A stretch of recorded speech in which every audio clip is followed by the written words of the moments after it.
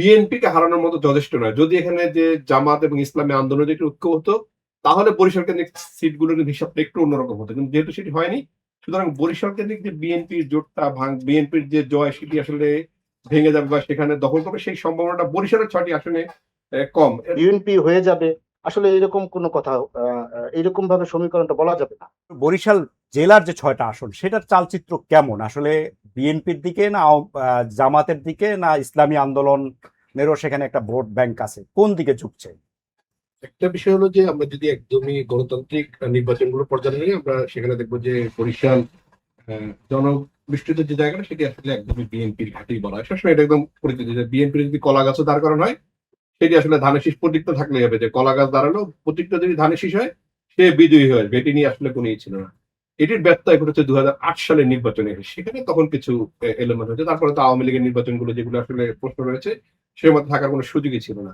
এখন এই দীর্ঘদিন পরে যেহেতু এটা গণতান্ত্রিক প্রক্রিয়ায় নির্বাচন হচ্ছে, সেই প্রক্রিয়ায় নির্বাচনে এবার বেশ সরগরম মাঠে। কারণ সব দলের প্রার্থী, যেহেতু আওয়ামী লীগের নির্বাচন করার সুযোগ নেই, অন্য যারা রয়েছে সব দলের মোটা দাগে মাঠে রয়েছে। জোটের একটি সমীকরণ রয়েছে, সেই জায়গায় জোট রয়েছে। এবং আরেকটি বিষয় যেটি হচ্ছে যে বরিশাল, আমরা যদি বরিশালের যে প্রত্যেকটা আসলে বিএনপির প্রার্থী রয়েছে, কিন্তু বিএনপির জন্য একটি বড় চ্যালেঞ্জ এবার সামনে চলে এসেছে। এগুলো হচ্ছে অভ্যন্তরীণ কোন্দল এবং বিএনপির বিদ্রোহী প্রার্থী। যদিও বিএনপি তাদেরকে বহিষ্কার করা হয়েছে, এটি আসলে নৈতিকভাবে বিদ্রোহী বলা যায় না, কিন্তু এটি যেহেতু আমাদের একটা প্রচলিত ভাষা, এটি বিদ্রোহী প্রার্থী আমরা বলি। হ্যাঁ, সেই হিসেবে বিএনপি কিন্তু দুটি আসনের এ ধরনের সংকট রয়েছে। বিশেষ করে একটি আসন জহিরুদ্দিন স্বপনের যে আসনটি বরিশাল গৌরনদী আগলঝাড়া বরিশাল ১ আসনে, সেখানে কিন্তু আব্দুস সোবহান রয়েছেন। এটি একটা তার জন্য এমনিতেই জহিরুদ্দিন স্বপনকে নিয়ে এক ধরনের সমালোচনা রয়েছিল যে একসময় সংস্কারপন্থী বিএনপি ছিলেন। হ্যাঁ, সেই জায়গাটায় তার ওই আসনটাই বিএনপির জন্য একটা চ্যালেঞ্জ হয়ে দাঁড়াবে। এখানে একসময় জামাতের খুব শক্তিশালী প্রার্থী ছিলেন সর্দার আব্দুল সালাম। তার এখানে এখন যিনি প্রার্থী হয়েছেন কামরুল হাসান, তিনিও বেশ যথেষ্ট শক্তিশালী বলা যাবে, কারণ ওইখানে একটা আবার চরমোনাই পীরের ইসলামী আন্দোলন তাদেরও প্রার্থী রয়েছেন। তাদের যেহেতু পীরের একটা রয়েছে, সেখানে কিন্তু তাদের এক ধরনের ভোট ব্যাংক রয়েছে। তবে সেটি আসলে বিএনপিকে হারানোর মতো যথেষ্ট নয়। যদি এখানে যে জামাত এবং ইসলামী আন্দোলনের একটু ঐক্য হতো, তাহলে বরিশাল কেন্দ্রিক সিটগুলোর হিসাবটা একটু অন্যরকম হতো। কিন্তু যেহেতু সেটি হয়নি, সুতরাং বরিশাল কেন্দ্রিক যে বিএনপির জোটটা বিএনপির যে জয় সেটি আসলে ভেঙে যাবে বা সেখানে দখল করবে সেই সম্ভাবনাটা বরিশালের ৬টি আসনে কম। এর মধ্যে বরিশাল সবচেয়ে নিরাপদ হচ্ছে বরিশাল ২, যেটি সান্টু ভাই যেখানে প্রার্থী উনি, এটি একদম নিরাপদ ভাবে সে হয়ে যাবেন। ওখানে আসলে শক্তিশালী কোনো প্রার্থী নেই। ওখানে জামাতের প্রার্থী আছে আব্দুল মান্নান। আব্দুল মান্নান আছে, কিন্তু সেটি শক্তি তার কাছে আসলে সেই প্রার্থী খুব বেশি চান্স পাওয়ার মতো না। এটি অনেক ব্যবধান থাকবে ওই জায়গায় তার ভোটে, কারণ এখানে জামাতও বেশ খুব বেশি শক্তিশালী নয়। এরপরে যদি আমরা হিজলা মুলাদির দিকে আসি বা বাবুগঞ্জ মুলাদি যে আসনটি পরে আসলে এই কাটাকাটি আসন যেটি হয়, এইখানেও কিন্তু বিএনপিকে একটা শক্ত প্রতিদ্বন্দ্বিতায় পড়তে হবে, কারণ এখানে প্রার্থী আপনারা জানেন যে এবি পার্টির ব্যারিস্টার আসাদুজ্জামান ফুয়াদ, তিনি কিন্তু বেশ মিডিয়ার কল্যাণে তিনি কিন্তু বেশ জায়গা নিয়ে নিয়েছেন।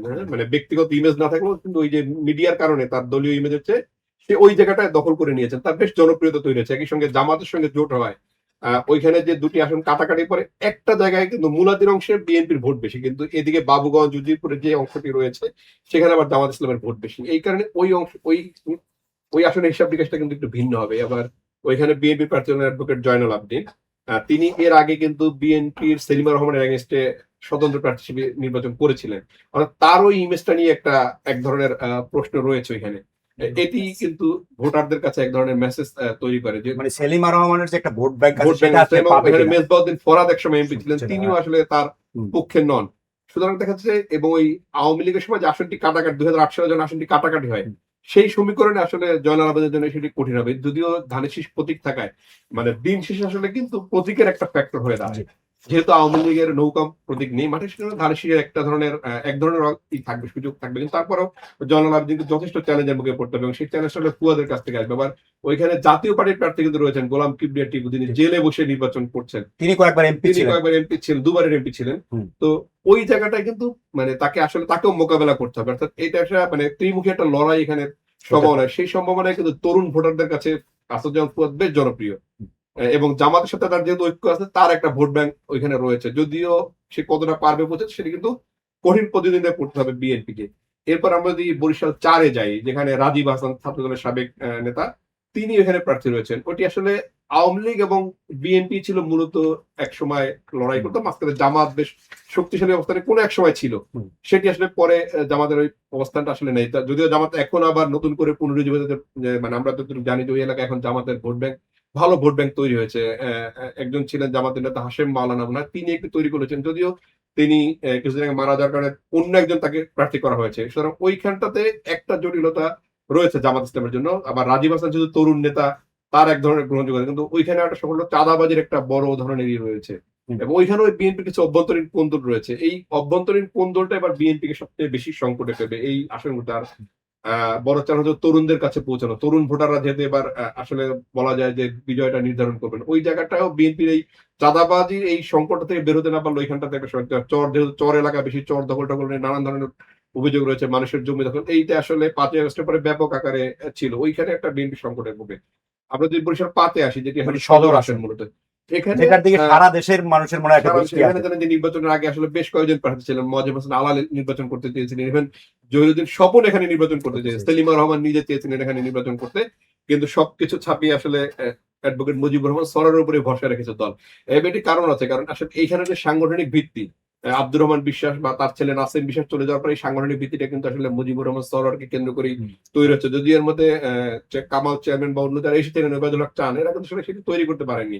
সাংগঠনিক ভিত্তিটা মুজিবুর রহমান সরোয়ারকে কেন্দ্র করে ধরেছে, এবং ধারণা করা হয় তার বাইরে এইখানে প্রার্থীদের সে আসলে খুব একটা সুবিধা করতে পারতো না, কারণ এখানে আসলে চরমোনাই পীর বা ইসলামী আন্দোলনের ব্যাপক একটা সমর্থন রয়েছে। এবং এটি 90-এর পর থেকে জামাত এবং চরমোনাই আন্দোলনের ভোট কিন্তু খুব কাছাকাছি, খুব বেশি না। অর্থাৎ এই দুটি যেহেতু জামাত প্রার্থী দেয়নি এবার, চরমোনাইয়ের পীর সাহেব ঠিকই করে সেই প্রার্থীটা দেয়নি, অর্থাৎ জামাতের ভোটগুলো ইসলামী আন্দোলনে যাচ্ছে এটি নিশ্চিত। এটি আর বিএনপিতে যাচ্ছে না, কারণ তাকে তার সমর্থনে তারা প্রার্থী ওখানে প্রত্যাহার করেছে, তাদের কেন্দ্রীয় নেতা প্রার্থী তারা প্রত্যাহার করে নিয়েছে। এইখানে যদিও সেই মানে এই প্রার্থীদের প্রত্যাহার করলে সেটি আসলে বিএনপির যে ভোট, সেখানে আসলে আঘাত করার মতো কিছু নেই। বরিশাল 5 আসলে নিশ্চিতভাবে এটা মানে এখন পর্যন্ত যদি মানে অন্য কিছু না ঘটে, মানে বড় কোনো মানে ক্যারিসমেটিক কিছু না হয়, তাহলে আসলে এটা মুজিবুর রহমান সরোয়ার এমপি হবেন, এটা মোটামুটি নিশ্চিতভাবে বলা যায়। বরিশাল 6-এ এক ধরনের ত্রিমুখী লড়াই হতে পারে। এখানে জামাত ইসলামের প্রার্থী রয়েছেন, সেখানে চরমোনাইয়ের পীর সাহেবের বড় ছেলে মনে হয় প্রার্থী, ফজল করিম মনে হয় প্রার্থী রয়েছেন। আবার বিএনপির প্রার্থী, বিএনপির আবুল হোসেন রয়েছেন, তিনি একাধিকবার এমপি হয়েছেন। অধ্যক্ষ আব্দুর রশিদের এলাকা ছিল একসময় বিএনপির প্রার্থী। সেই জায়গাটা বিএনপির ভোট ব্যাংক ভালো রয়েছে, কিন্তু তারপরে এবার এখানে ত্রিমুখী লড়াই হবে, কারণ যেটি আমি বললাম যে তরুণদের ভোটে নির্বাচিত হতে হবে, এবং বিএনপির ওই অভ্যন্তরীণ কিছু কোন্দল রয়েছে। সেখানে বিএনপির একাধিক, যেহেতু বিএনপির প্রতিটি আসনে আসলে একাধিক প্রার্থী নির্বাচন করার মতো রয়েছেন, সেই জায়গাটায় বিএনপিকে একজনকে বেছে নিতে হয়েছে। এই সংকটটা বিএনপিকে মোকাবেলা করতে হবে, কিন্তু মোটা থেকে তারপর ওইখানেও আমি মনে করি যে বিএনপি আসলে এগিয়ে থাকবে, যেহেতু জামাত আর ইসলামী আন্দোলন ঐক্যটি হয়নি। যদি জামাত আর ইসলামী আন্দোলন ঐক্যটি হতো, তাহলে বরিশালের আসনগুলোর হিসাব নিয়ে হয়তো একটু পরিবর্তন হয়তো হতো। ধন্যবাদ। আমরা একটু এবার বরিশালে যেতে চাই। বরিশাল থেকে আমাদের সাথে যুক্ত আছেন শাহিন হাসান, আমাদের স্টাফ রিপোর্টার, বাংলা ভিশনের স্টাফ রিপোর্টার। তিনি মাঠে কাজ করছেন, দেখা যাক তিনি কি বলেন। শাহিন হাসান, কি আমাকে শুনতে পাচ্ছেন? আসলে বরিশালের যে 6টা আসন, সেগুলোতে আমরা জানলাম যে বেশ কয়েকটা আসনই বিএনপি মোট স্বস্তিতে আছে, কিন্তু আসলে হাত পাকার প্রার্থীরা ওখানে কেমন করবে, বা জামাতের যে প্রার্থীরা আছে বিভিন্ন আসনে, তাদেরই বা কেমন করার সম্ভাবনা আছে, আপনি একটু যদি সংক্ষেপে বলেন। নবীন ভাই, ধন্যবাদ আপনাকে। শুরুতেই ত্রয়োদশ জাতীয় সংসদ নির্বাচনের উৎসব মুখর পরিবেশে সারা দেশের মতো বরিশালেও কিন্তু প্রচারণা চলছে। আর এই প্রচারণা নিউজ কভার করতে গিয়ে আমরা যতটুকু খোঁজ খবর নিয়ে বুঝতে পারছি, নির্বাচনী সমীকরণ আজকের যে বিষয়বস্তু নিয়ে আপনি আলোচনায় এসেছেন, সেখানে আমার বরিশাল জেলার 6টি আসনের মধ্যে এক নাম্বার আসন বরিশালের আগৈলঝাড়া গৌরনদী, সেই আসনটি দিয়ে শুরু করতে চাই। সেটিতে কিন্তু একজন স্বতন্ত্র প্রার্থী রয়েছেন। আচ্ছা, আপনি বিস্তারিত না বলে রিশাদ রাসূলুল্লাহর বিষয়ে বলেছেন, আপনি যদি এটার সাথে আপনার দ্বিমত থাকে কোনো পয়েন্ট, সেই পয়েন্টগুলো বিএনপির একজন দলের নেতা, এবং প্রতিদ্বন্দ্বিতা করার কারণে তাকে দল থেকে বহিষ্কার করা হয়েছে। কিন্তু সেখানটায় আজকে আমরা কথা বলেছিলাম, সেখানে দুইজন প্রার্থী মানে স্বতন্ত্র প্রার্থীর বিপরীতে যিনি রয়েছেন, অর্থাৎ যাকে দল থেকে মনোনয়ন দেওয়া হয়েছে, জহিরুদ্দিন স্বপন। জহিরুদ্দিন স্বপন কিন্তু তার নির্বাচনী প্রচারণায় তিনি বলছিলেন যে স্বতন্ত্র ষড়যন্ত্র, মানে তিনি তার বিরুদ্ধে ষড়যন্ত্র হচ্ছে বলে দাবি করছেন। সে ষড়যন্ত্রটি কে করছেন? তার দলেরই অভ্যন্তরীণ লোক। অভ্যন্তরীণ দ্বন্দ্ব যদি একটি দলে থাকে, তো নিজ ঘরের ক্ষতির জন্য কিন্তু নিজের দলের মানুষই যথেষ্ট, তিনি সেটি বলতে চাচ্ছেন। এর বাইরে কিন্তু সেখানে জামায়াত ইসলামের প্রার্থী রয়েছে, অন্যান্য দলগুলোর প্রার্থীরাও রয়েছেন। তো সেখানে কিন্তু এত সহজ হবে না সমীকরণটা। একদম সহজভাবে যদি আমি বলে দিই যে হ্যাঁ বিএনপির দুর্গ, বিএনপি হয়ে যাবে, আসলে এরকম কোনো কথা এরকম ভাবে সমীকরণটা বলা যাবে না। বিএনপির দুর্গ বরিশাল, এটা সবাই বোঝে জানে, কিন্তু এখন কিন্তু আহ, প্রেক্ষাপটটা একটু ভিন্ন। অর্থাৎ বিপ্লবের পরে সাধারণ মানুষ কিন্তু সংস্কার মধ্যে একটা, ভিতরে মানুষের মধ্যে একটা বিষয় চলে আসছে। এখন মানুষ নতুনত্ব খোঁজে, ক্রিয়েটিভিটি খোঁজে, কার মধ্যে কি আছে। ব্যক্তির মার্কার থেকেও কিন্তু এখন মানুষ ব্যক্তিকে গুরুত্ব দিচ্ছে, যে কোন ব্যক্তিকে আমি সংসদে পাঠাচ্ছি, কাকে আমি এমপি নির্বাচিত করছি। এই বিষয়গুলো কিন্তু এখন মানুষ ভাবা শুরু করেছে।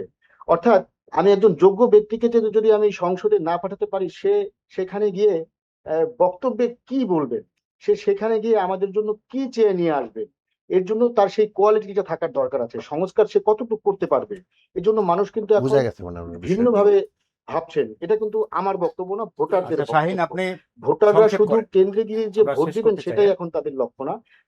তারা যে দলীয় নেতাকর্মী যে প্রতিশ্রুতিগুলো দিচ্ছে, যে প্রার্থী যে প্রতিশ্রুতিগুলো দিচ্ছে, সেই প্রতিশ্রুতিগুলো কি আদৌ বাস্তবায়ন হবে, বা বাস্তবায়ন যিনি প্রতিশ্রুতি দিচ্ছেন তিনি কি বাস্তবায়ন করবে? যাকে যে মনে করবে যে হ্যাঁ উনি বাস্তবায়ন করার যোগ্যতা রাখে, তাকেই ভোট দেবে। সে যদি জামায়াত ইসলাম হয়, সে যদি বিএনপির প্রার্থী হয়, সে যদি অন্যান্য জাতীয় পার্টি বা অন্যান্য দলগুলোর জি। প্রার্থী হয়, তাকে দেবে। এখানে এবার কিন্তু মানুষ একটু ভিন্নভাবে চিন্তা করছে। আমি বেশিরভাগ বিএনপিকে কিন্তু আসনগুলোতে ঘুরে বরিশালের দেখেছি।